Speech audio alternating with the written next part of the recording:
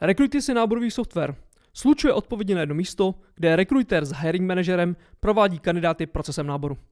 Pojďte se mnou podívat na představení těch nejdůležitějších částí systému Recruitis. Nyní se nacházíme v pozicích, které je možné organizovat do otevřených, uzavřených a archivovaných. Otevřené pozice přehledně vidíte na místech, kde jsou publikovány. Recruitis nabízí i možnost evidence žádostí o otevření pozic, které může zadávat hiring manager jako své požadavky, které jsou následně přebírány rekrutery a pod těmito žádostmi vytváří inzeráty. Žádanky umožňují evidovat i počet hledaných FTE, headcountů chcete-li. Vraťme se do pozic, které můžete snadno filtrovat dle nejrůznějších kritérií. V seznamu pozic přehledně vidíte všechny fáze náboru, které je možné nastavit dle vlastních potřeb pro každou pozici jinak. V neposlední řadě vidíte i počet odpovědí u jednotlivých pozic. A nyní se přesuňme do detailu pozice. Stačí kliknout na některou z pozic a odhalí se vám seznam kandidátů odpovědí. Asi se ptáte, jak se sem všechny ty odpovědi a kandidáti dostali. Recruitis zajišťuje automatické napojení nově příchozích odpovědí z pracovních portálů, jako je Práce.cz, Job.cz, Startup Jobs a desítky dalších pracovních portálů. Pojďte se podívat na jednoduchou ukázku nově příchozí odpovědí ze Startup Jobsu, kde právě odpověděl kandidát Mr. Shark, který propadl přímo do Recruitisu se všemi detaily odpovědi. Druhá ukázka demonstruje jednoduchost přidávání kandidátů ze sítě LinkedIn přímo do Recruitisu, a to včetně životopisu, ve kterém je možné následně full textově vyhledávat. Napojení odpovědí je možné i na vlastní kariérní web nebo referral program, jehož modul je součástí systému Recruitis. Jednou z nejdůležitějších výhod Recruitisu je možnost vlastního nastavení procesu náboru, takzvaného workflow. A to navíc pro každou pozici jinak. Pokud váš proces náboru například obsahuje 2 kola pohovoru, není žádný problém si workflow u pozice změnit. A jak vidíte, nyní už u této pozice máme workflow se 2 koly pohovoru. Pojďte se nyní podívat na to, jak kandidáty v procesu náboru posouváte. S každou změnou je spojena i předem nastavená akce, kterou je nejčastěji zpráva kandidátovi. E-mailové šablony si v systému můžete přehledně nastavit. Jak vidíte, šablony obsahují různé proměnné, jako například oslovení kandidáta, které systém umí skloňovat do 5. pádu, a to jak jméno, tak příjmení kandidáta. V ukázce je vidět, že umí rozpoznávat i gender. Doplní text, který je mužského či ženského rodu, což v konečném důsledku znamená, že kandidát cítí velmi osobní přístup v komunikaci s firmou.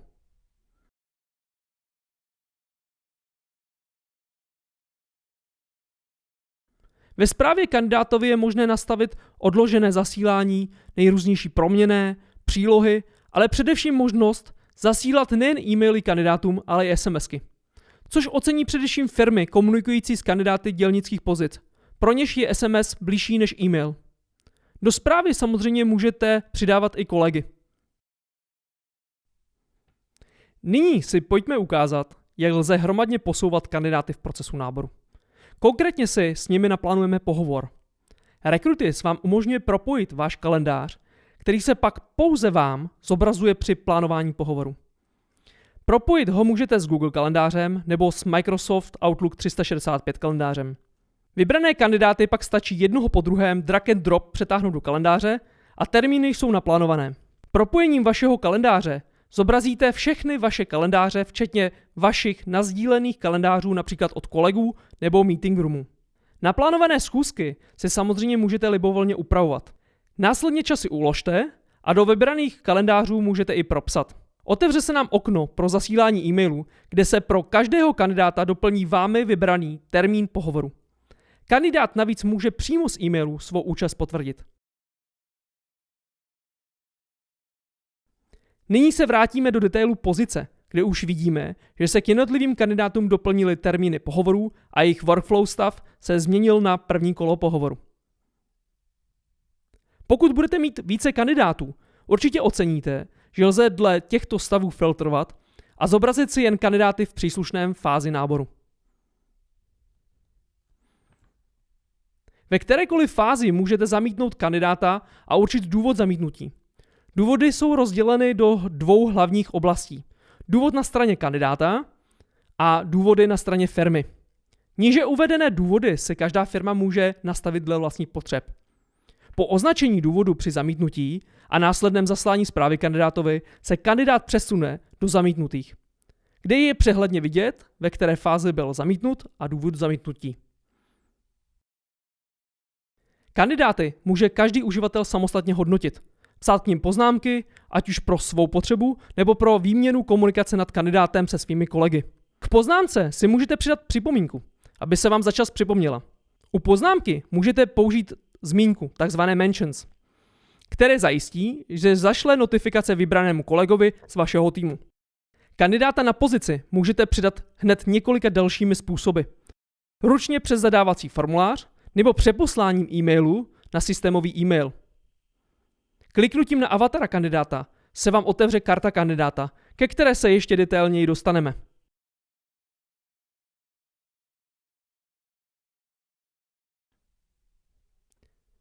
Kliknutím na tuto ikonku se vám otevřou štítky, kterými snadno kandidáta kategorizujete a následně snadno dohledáte v databázi talentů. Štítky si můžete rozdělit do vlastních kategorií, aby lépe ctili vaši metodiku štítkování. U kandidátů vidíte, který kandidát vám dal GDPR souhlas nad rámec výběrového řízení a u kterého byla splněna jen informační povinnost. Recruiters vám kompletně automatizuje hlídání GDPR souhlasu. Kandidáty, kteří vám souhlas nedali, je možné v průběhu náboru dodatečně požádat o souhlas s uložením i po ukončení výběrového řízení. Pojďme se nyní podívat na důležitou část náboru, a tou je spolupráce s hiring manažerem. Kandidáty můžete s hiring manažerem sdílet jednotlivě nebo hromadně celou pozici. Pojďme se na jednotlivé způsoby podívat. Začněme tím, že chceme, aby hiring manager neviděl jiné kandidáty než ty, které mu nasdílíme. Vybereme kandidáta nebo kandidáty, které chceme sdílet, následně vybereme hiring managera, manažery a dáte sdílet. Systém vám v druhém kroce nabízí využití zadání termínu pro splnění nějakého úkolu. Nejčastěji splnění zpětné vazby. Pro naši ukázku budeme takový úkol chtít využít a ukážeme si, jak hiring managerovi zadáváme úkol s termínem. Důležité je, že k úkolu definujete termín, dokdy ho hiring manager musí splnit. Tento termín za vás systém hlídá a hiring managera v případě nesplnění upomíná. Nyní se podíváme do účtu hiring managera, který na pozici vidí pouze toho jednoho sdíleného kandidáta s celou jeho kartou a komentáři, které recruiter u kandidáta eviduje. Nyní už zpět k tomu, jak hiring manager splní zadaný úkol ke kandidátovi. Z notifikace o zadaném úkolu nebo karty kandidátem se jedním klikem hiring manager dostane na kartu kandidáta a otevře se mu zmíněný úkol. Žádost o zpětnou vazbu, kterou vyplní a rekruterovi systém zašle zprávu o splnění úkolu. Splnění úkolu systém měří a reportuje. Hiring manager ke kandidátovi stejně tak může připsat nějakou poznámku a kandidáta ohodnotit. Vrátíme se zpět do účtu rekrutera, který byl informován systémem o splnění úkolu, který si může zobrazit. Pojďme se podívat na druhý způsob, jak můžete sdílet. Tentokrát ale celou pozici se všemi kandidáty najednou, a to i kandidáty, kteří v budoucnu na pozici přibydou. Třetí způsob sdílení je automatizované sdílení v určité fázi náboru. Vyberte si fázi, ve které chcete kandidáta automaticky nasdílet, vyberete komu a dáte uložit. Při změně stavu u kandidáta se kandidát automaticky nasdílí uvedenému kolegovi. Právě sdílení a nejen to posílá notifikace uživatelům, které si každý uživatel systému může nastavit dle vlastních preferencí. Můžete si vybrat, kam chcete notifikace zasílat, ať už to je mobilní aplikace nebo e-mail, nebo do aplikace Slack. Zároveň především pro hiring manažery je možné nastavit slučování notifikací například jednou denně, aby je notifikace zbytečně nespamovaly. A nyní se pojďme podívat na kartu kandidáta. Přehledně vidíte, jak a kdy jste kandidáta v procesu náboru posouvali. Na které všechny pozice je nebo byl kandidát přihlášen a ve kterých fázích se na pozicích nachází. Přílohy, požadovaný plat a možný nástup, včetně historie, a právě tuto položku nevidí role hiring managera s omezenými právy. Dále vidíme domluvený termín pohovoru, štítky tzv. tagy, další možností akcí s kandidátem a historii akcí provedených s kandidátem, včetně toho, kdy kdo s kandidátem co provedl. Můžete si například zobrazit i náhled na zaslanou zprávu kandidátovi. Na konci stránky je seznam všech GDPR souhlasů a jejich platností. Pokud je třeba, je možné nečekat na vypršení souhlasu a kandidáta anonymizovat manuálně kliknutím na tlačítko Smazat osobní údaje uchazeče. Díky Recruitisu můžete kandidátům vytvářet a posílat profesionální designové nabídky v PDF. Stačí vyplnit náležitosti potřebné pro takovou individuální nabídku. Pokud vyplníte FTE, takzvaný full-time equivalent, česky ekvivalent plného úvazku, tak systém porovnává počet hledaných FTE pro danou pozici s množstvím nalezených FTE. K nabídkám si můžete vytvářet různé šablony nabídek, například podle typu pozice a benefitů s nimi spojenými. V neposlední řadě můžete nabídku před jejím odesláním kandidátovi nechat schválit manažerem.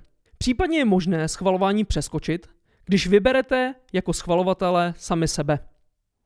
Pokud byste nabídku poslali ke schválení, tak by schvalovatel viděl celou nabídku tak, jak ji nyní vidíme my.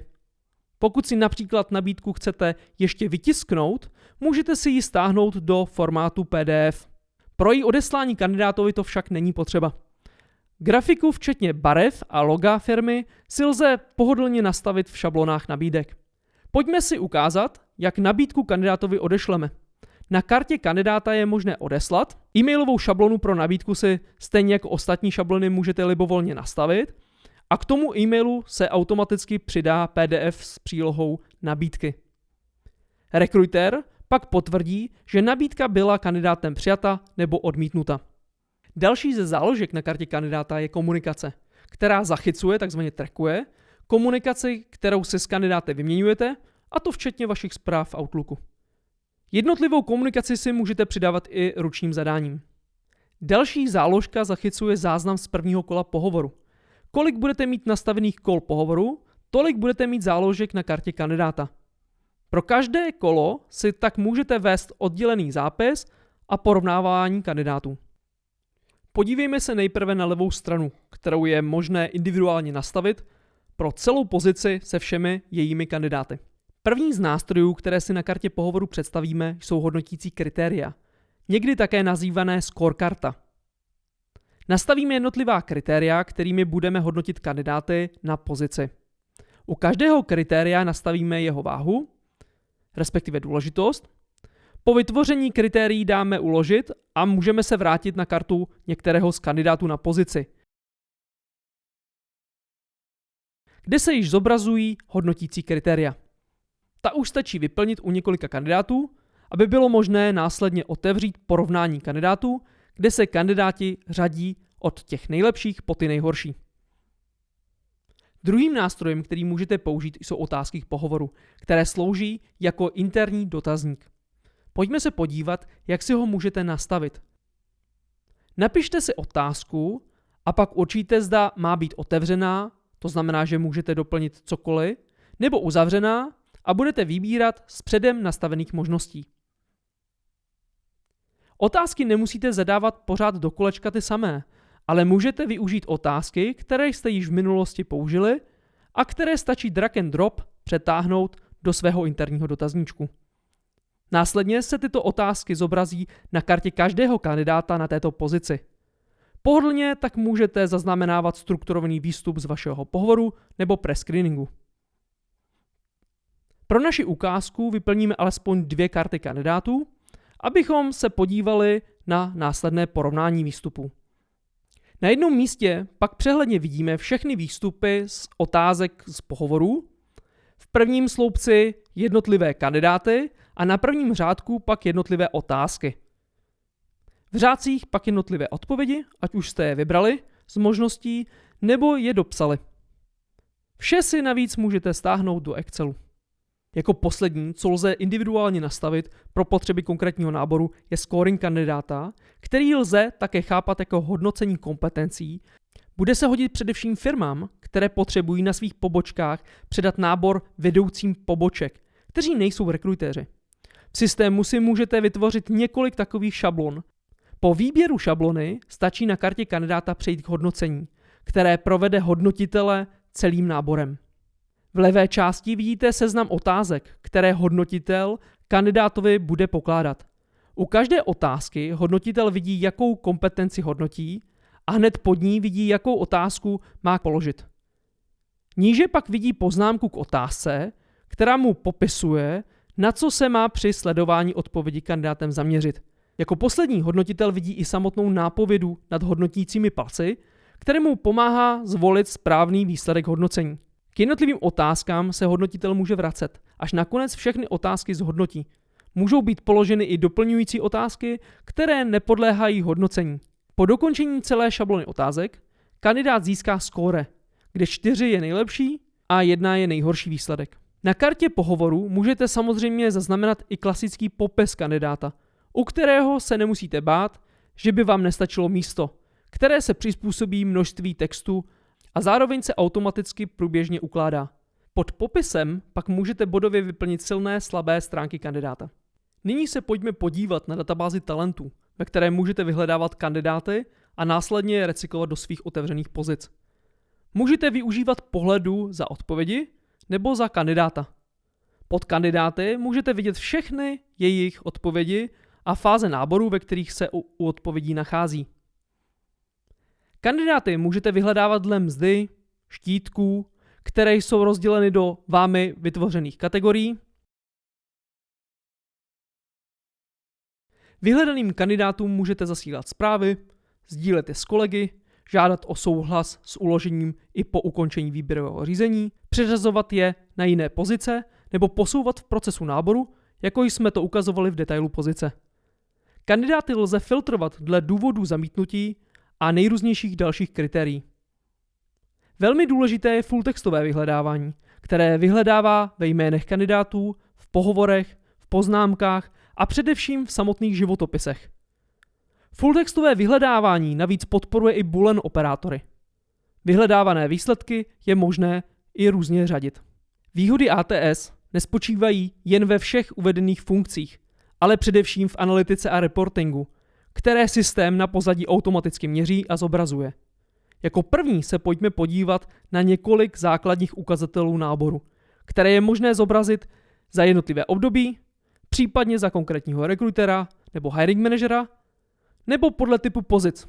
Jako první vidíme funnel, který obsahuje jednotlivé fáze náboru a k ním zobrazuje počty kandidátů. V levém sloupci vidíte zdroje kandidátů. Z uvedeného grafu vidíte, že ze 100 kandidátů, kteří odpověděli na pozici, bylo 60 z kariérního webu, 10 z práce.cz, 10 ze Startup Jobsu a 20 z referral programu. Tím, jak kandidáti propadávají procesem náboru, je vidět, že se poměr zdrojů mění. Snadno tak oddělíte kvantitu od kvality. Z grafu je patrné, že z původního počtu 10 kandidátů ze zdroje práce.cz se na pohovor dostal jen 1 kandidát. Oproti tomu ze Startup Jobsu 4 z 10. Druhý graf ukazuje rychlost náboru, respektive tzv. Time to hire, které na tomto grafu odpovídá 11 dnům. Co je ale ještě důležitější než samotné číslo, je chápat, která fáze náboru jak dlouho trvá. A tím pochopit, kde je potřeba proces zrychlit nebo zefektivnit, aby kandidát v procesu náboru dlouho nečekal. Právě prvotní kontakt od zaslané odpovědi kandidáta nebo feedback z pohovoru je důležité měřit a hlídat. Třetí z grafů prezentuje důvody, proč byli kandidáti vyřazeni z výběrového řízení. První koláč ukazuje, zda to byly důvody na straně kandidáta nebo na straně firmy, a pod tímto koláčem jsou rozděleny konkrétní důvody. Asi nejdůležitější metrikou je měření kvality náboru, respektive spokojenosti kandidátů s procesem náboru, takzvaný Candidate Experience, které měříme metodikou NPS, Net Promoter Score. Přehledně vidíte vývoj kvality náboru v čase, který lze zobrazit i za jednotlivé rekrutery. Měříme nejen hodnotu NPS, ale ptáme se kandidátů, co by zlepšili nebo pochválili. A tak můžete získat i konkrétní podněty pro zlepšení anebo pochvaly. Recruiters nabízí i syrová data v podobě reportů, které si můžete za filtrované období pohodlně stáhnout do Excelu. Pro náročné nově nabízíme i reporting a analytiku na míru, které poskytujeme díky BI od Good Data. Recruitis nabízí i podporu interního náboru. Snadno rozpozná interního kandidáta od externího díky firemnímu e-mailu nebo umožní rekruterovi takovou informaci ke kandidátovi doplnit. Pojďme si na tomto kandidátovi ukázat, jak probíhá anonymizace kandidáta, ať už je automatizovaná nebo manuální. Po anonymizaci se zaznamená zrušení všech získaných souhlasů, včetně typu zániku. Jak si můžete všimnout, tak všechny osobní údaje kandidáta zmizely. Jen vaše poznámky zůstaly úplné. Z kandidáta zůstaly jen iniciály a všechny údaje byly nenávratně smazány z databáze systému. Přesto, pokud kandidát v budoucnu znovu odpoví, umíme tyto poznámky napárovat a zobrazit. Druhý z mnoha způsobů je hromadné vypořádání práv kandidáta při archivaci pozice, kterou doporučujeme dělat po reálném nástupu vybraného kandidáta na pozici. Zde vám systém ukáže, které kandidáty anonymizuje a které kandidáty vám ponechá z důvodu získaného souhlasu nebo souběžných náborů kandidáta, které ještě nejsou ukončeny. Poslední ukázkou je vytvoření pozice a její následné publikování na různých publikačních kanálech. Pozici můžete načíst z předem připravených šablon. Mimo obecně známé položky u inzerátu či pozice můžete přidávat obrázky do popisu pozice,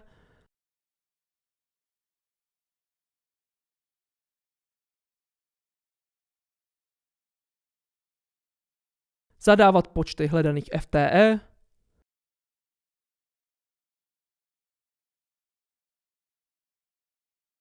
doplňovat důvody otevření pozice, přidávat vlastní filtrační položky, nahrát titulní obrázek pro sociální média, když inzerát sdílíte, vybrat šablonu workflow náboru nebo šablon odpovědního formuláře. V posledním kroku si vybíráte, kde pozici chcete vystavit. Od vlastních kanálů, jako je intranet, kariérní web, až po nejrůznější pracovní portály nebo personální agentury. A to je vše. Děkujeme, že jste vydrželi až do konce a budeme se těšit, že si náš Recruitis vyzkoušíte na měsíc zdarma. Naschledanou.